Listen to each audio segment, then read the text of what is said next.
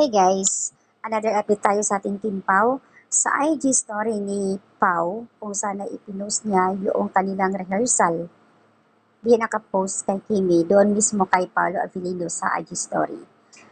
Kung saan ay nagsisimula na nga, final ang kanilang rehearsal para sa Love Kim Pau. Ilang days na lang guys, aalis na rin sila. Kumbaga, 27 yung kanilang start, April 27 start doon mismo sa World Tour. So, possible yan before 27, 5 days before aalis na yan dito sila.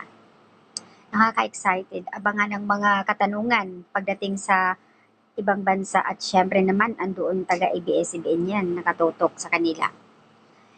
So, ayan, good luck sa Love Kim Pau World Tour. We love you always, Kim Pau. The best forever talaga. Pero kapansin-pansin din yung kasuotan nila. Lagi silang twinning ang outfit ha. Same color always. Kung sa katagapan ni Paulo, always beside me. Yan. Napapansin din niya ng karamihan. Hindi lang sa kanilang color, hindi yung mga design ng mga shoes, damit, short. Halos pare-pareho. Talagang galing ni Kimi. Can't wait to see you, Kim Pao. See you on April 24 pala.